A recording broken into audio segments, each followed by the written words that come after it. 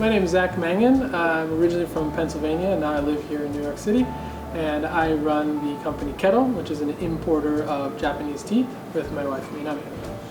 私の名前はマンガンみなみです。ニューヨークで日本茶を販売する仕事を夫のザックと一緒にやっています。私は陶芸もやっています。I originally moved to New York City to play music. I was a jazz drummer at the time and was looking for work and was peripherally interested in tea. So I began working for Itoen here in New York City in around 2008. And I really fell in love with Japanese tea culture, the ceramics, the sort of story of tea while working there. And then after 2 years, the store closed and I took my first trip to Japan, where I spent a month there. And it was really during that period of time that I was introduced to the deeper and more profound side of Japanese tea, and it left a deep impression on me. So coming back to New York, I really was fascinated with how I could be involved more with the producers working in Japan. And one thing led to the other, and I ended up setting up a small office in Fukuoka Prefecture and began working directly with the farmers and bringing the tea over here to the States. And then over the last decade have just built out the business. We do wholesale with restaurants, we do e-commerce online, and now we have 2 stores here, one in Brooklyn and one in Manhattan. Initially, the business was really between restaurants and myself, but as the sort of passion grew and I realized there was a bigger audience to share the teas directly with the customers, I wanted to have a small space. So in 2016, I opened a very small store with Minami on the 2nd floor of a restaurant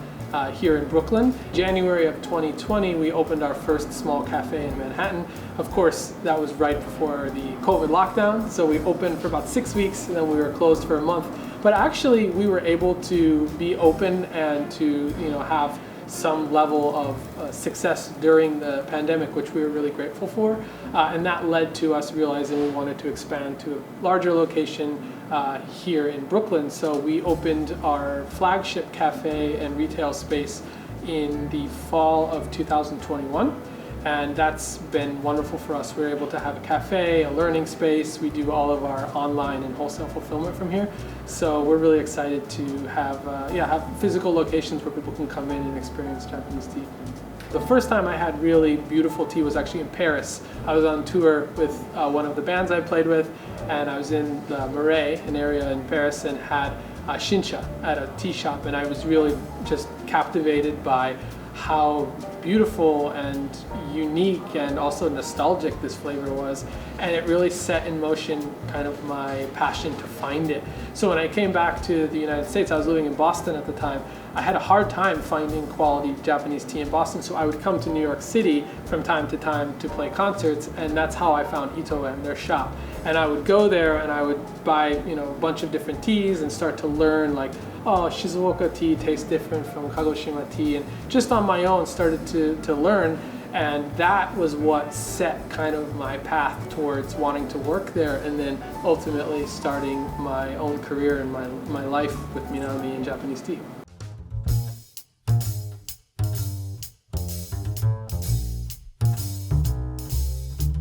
初めて会ったのは知人の紹介だったんですけど、知人に連れられて、ザックがディナーを作ってくれたんですけど、その時にものすごく美味しい玉露を入れてくれて、もうそれでなんだこの人はと思ってこんな美味しいお茶がいつも飲めるのかと思っていうか、結構それは大きなポイントでしたね。私も日本茶すごい好きで、日本から自分の好きな日本茶を持ってきてたんですけど、それがなくなっちゃ全部飲んでしまったので、日本茶美味しいのどこで買えるかなと思って探しているところだったんですけど、なかなか巡り合えてなくて、その時にザックに会いましたね。普段一日の流れで言ったら、このケトルの仕事を先に来てして、お店があるので、いろいろちょっと店頭確認したりだったりとか、ただ、いろんなビジネスのことに関してはずっとザックと四六時中一緒にいるので、常にそのビジネスの話はしてるから、店舗で何してるかって言ったら、掃除したりいろんな細かいものを確認したりとかして、あとは、自分のスタジオが下にあるのでそこで陶芸してます。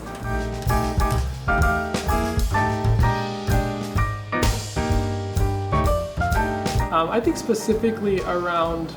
Japanese tea, the challenges are also kind of the opportunities. So I don't see them as fully like, this is of course it's a huge undertaking, but the way that I try and look at things is there's also a huge opportunity, and that's that we're an emerging marketplace. And I think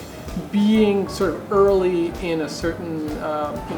in Japanese tea, we've been doing it for a while, we've had to accept that growth would be slow. And I absolutely think that's important to grow a really strong foundational business. But yeah, it's, we've done a lot of stuff hands-on, the two of us physically, that work for so many years that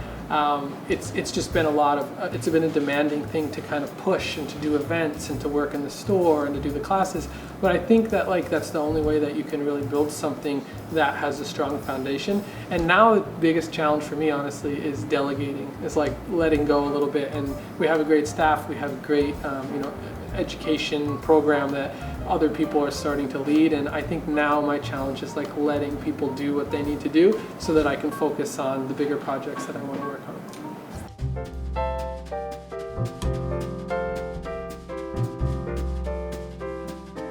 I've seen,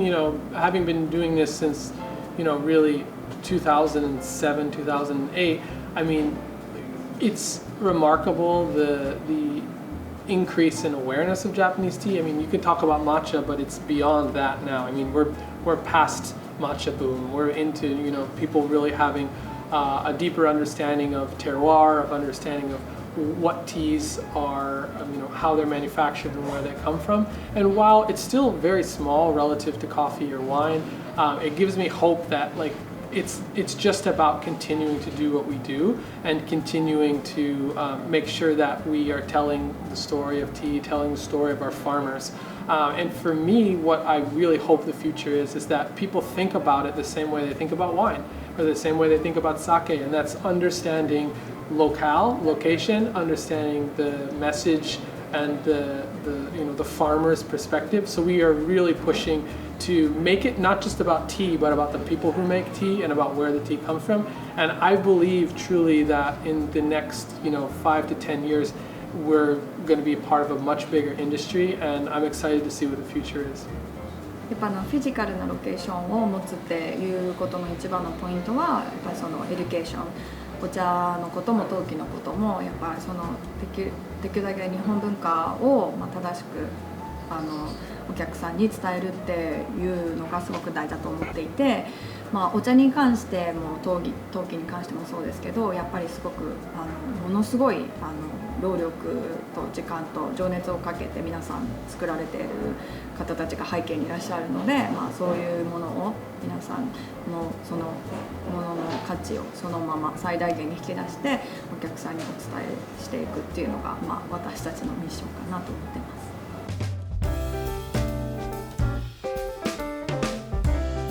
本当の夢は、どっか田舎に住んでいっぱい動物飼って、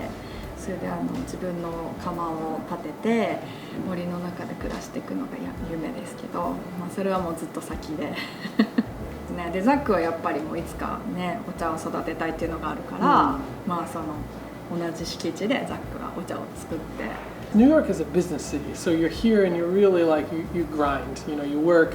you spend a lot of time talking and thinking about business. But I think as we get older, of course we want to spend more time enjoying kind of the atmosphere of tea and of ceramics that so much of the time we're on the other side because we're talking about it and we're selling it, but actually to enjoy it and to be a part of it, sometimes we actually miss that because we're spending all our time working. I just simply want to chill in the nature.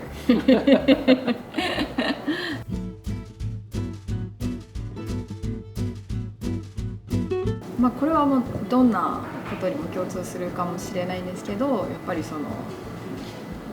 小さなビジネスを今従業員もいて日々回していくっていうことの責任もあるし、その人たちとどういうふうに関わっていくかっていうことも、毎日毎日課題があって、やっぱりそのビジネスをやっていく中でこう自分はこうスタッフとかにこ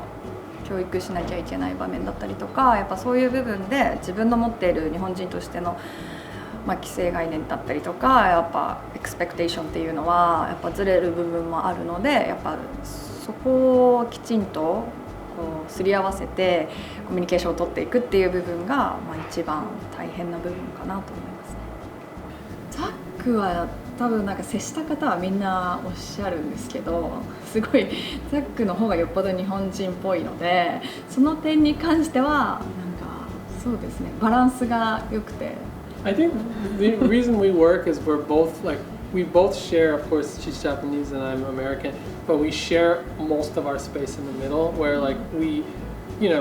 respect each other for being different because we're very different, but we are actually incredibly similar, and it actually isn't about Japanese or American, it's just like a humanistic similarity in how we see the world. So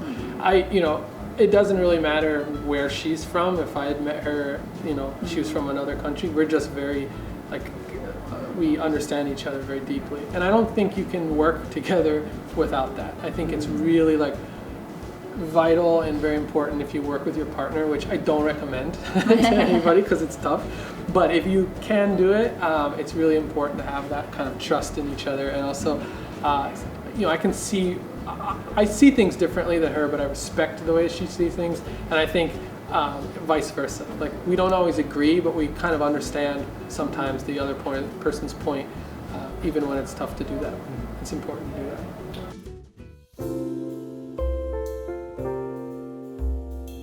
アメリカだけじゃなくて海外に行ったりとか住まれたりとかしてる方はすごく感じると思うんですけど、やっぱ日本の文化ってみんな言うけどすごい素晴らしいところがたくさんあって、それはこう文化的なものだけとかじゃなくてこう感覚だったりとか、そういう部分ってすごくこう世界に誇れるすごい日本人の感覚ってすごくあると思うので、そういう部分をやっぱりもっとこう誇りを持って自信を持って発信していくっていう気持ちになると、なんかいろんな展開の仕方が変わってくるのかなって思いますね。やっぱりこう海外に向けて迎合するばっかりじゃないし、そのバランスの大切さ、なんかこれが日本なんだって押し付けるだけじゃなくて、やっぱりこう海外の人に合わせた少しの変化も含めつつ、やっぱりそういうふうに自信を持ってアピールしていくっていうのがやっぱビジネスでもコミュニケーションでも大事かなと思います。I want to thank Japan and the producers and the industry that has supported us. So first, it's I think a real feeling of gratitude that I've been able to be welcomed and to be accepted and to be able to work in an industry in a foreign country. Beyond that, I think that Japan is a fascinating and really unique place, and there's so much beauty there, there's so much care. And I think that oftentimes there's this sort of idea of like, well, there's Japan and then there's the West but really I think, and this isn't just a lesson for Japan or America, it's like human beings are human beings, and I think it's really important to understand what's unique about everybody, whether it's one country or another, and see that like there's a lot more in common between our countries than is different, but I also think I don't think anybody needs to change necessarily, and I respect that the idiosyncratic way that Japan works. And when I go there, sure, there's things that are obviously things that are fascinating, that are beautiful, and there's things that are frustrating because I didn't grow up in Japan, and I'm sure Japanese people feel that way when they come here. But I think it's important both ways to understand and to observe those differences and say like, I don't really understand that, but you need to think one level ahead of like, well, maybe that works here for some reason. And I think when you start to look at it like that, some things that can be challenging for a Japanese person visiting the States or for someone in the States visiting Japan, you don't need to understand everything about the culture to enjoy it. And I think I've learned that the more, and I've been to Japan over 20 times now, and sometimes you just have to say, wow, it's different here, and I respect that. In marriage I think I've learned a lot, and observing the culture of Japan to understand my wife. But trust me, she's Japanese, but she's also something else that is uchijin. Some uniqueness that I appreciate. Thank you. I mean that as a compliment. Yeah, I take it as a compliment. Yeah, that's what. ニュースディグ